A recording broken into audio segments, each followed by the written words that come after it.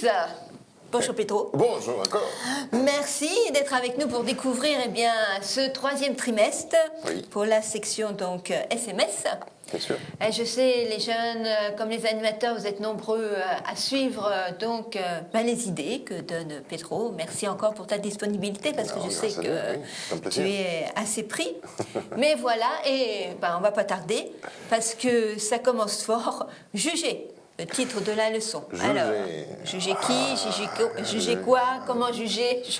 Tu sais, nous sommes tellement habitués à juger qu'on a du mal à l'éviter. Eh oui, c'est vrai. Ah ouais, c'est vrai. Oui, oui. Eh oui, c'est vrai. En plus, nous faisons tort. C'est pour ça que la Bible nous encourage toujours. Voilà, vous avez lu le texte dans la leçon. Ne jugez pas de façon que vous ne savez pas juger. Et Dieu nous jugera, nous, de la même façon, avec la même mesure, on va dire, avec laquelle nous jugeons aux autres. Et ce n'est pas parce que Dieu est en train de dire, voilà, quelle est ta règle de mesure. Non, il est en train de nous rattraper, on va dire. Mais c'est une question de nous encourager en disant, écoutez, laissez tomber, c'est à moi. C'est à moi. C'est moi qui suis toujours en train de te rattraper à toi, personnellement. C'est à moi de te poursuivre dans les bons sens, dans le sens d'être toujours derrière toi. Au cas que tu tombes, je suis là pour te soutenir. C'est ça, dans le sens de poursuivre, d'accord? Et c'est à Dieu de dire, c'est à moi, parce que seulement moi connais vraiment qu'est-ce qu'il y a derrière de chaque acte, de chaque chose qu'on fait. Vous savez, il y a la raison pour laquelle nous devrions vraiment arrêter de juger, c'est parce que les êtres humains, nous jugeons par rapport à deux voies différentes. C'est que nous voyons, regardons, et c'est que nous écoutons ou entendons.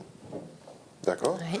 Alors, je regarde, je vois des choses, j'entends, j'écoute des choses, et par rapport à ça, je me fais un préjugé.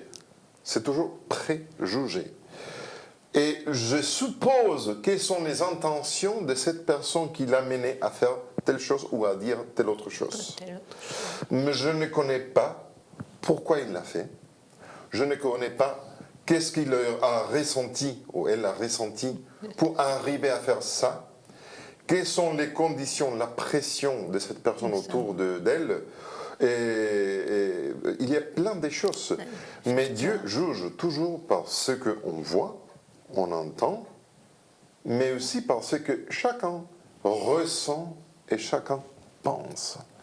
Donc c'est Dieu le seul à connaître quelles sont les vraies intentions de chaque personne.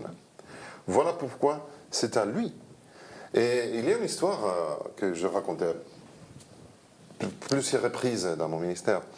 À l'Espagne, il avait, après la guerre civile, et deux hommes marchaient dans un chemin, à côté d'un champ de blé. Ah oui, d'accord. Oui, de blé. Et ils ont vu quelqu'un qui était en train de moissonner, mais depuis la distance, depuis l'endroit où ils étaient en train de marcher, ils ont vu que le blé couvrait jusqu'à ses épaules. Ils voyaient que sa tête. Ils ont dit, tu vois, il est vraiment, on va dire, comment dire ça, j'ai oublié le mot, avant je réfléchis. Pour oui. faire sa moisson, enfin, non, il a dit, j'ai oublié, bon bref. Ils ont dit, mais tu vois, il est assis, il moissonne assis. Ah, ils ont cru qu'il était assis. Oui, ils ont compris qu'il était assis. Et bon, bref, au fur et à mesure qu'ils se rapprochaient, ils descendaient leur voie, jusqu'au moment que le chemin passait près de cet homme.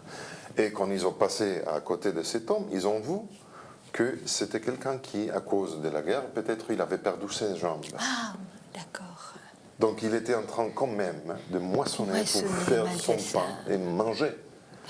Tu vois, il y a des choses qu'on ne comprend pas.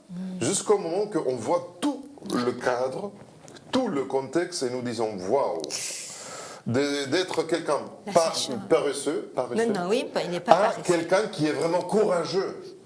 Donc c'est pour ça que Dieu nous dit, arrête, c'est à moi de juger. Parce que parfois tu vas appliquer tu vas répondre d'une façon, tu vas appliquer des sentences que ne sont pas justes. parce que tu ne connais pas du tout quel est le contexte. C'est pour ça qu'il faut toujours écouter, regarder, observer et rester avec les faits. Mais pas de préjuger, de soupçonner pourquoi la personne a fait les choses. C'est pas à nous. Si nous avons des doutes, posons des questions. Parce que peut-être nous serons surpris.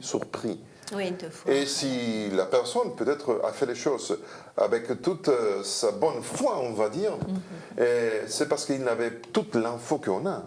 Essayons de l'aider. Et pas de punir, pas de juger. D'accord? Donc voilà. C'est l'esprit de ce que Dieu nous encourage à faire. Ben, je pense que ça va susciter pas mal de discussions et d'échanges. Alors, sur ce, à la prochaine.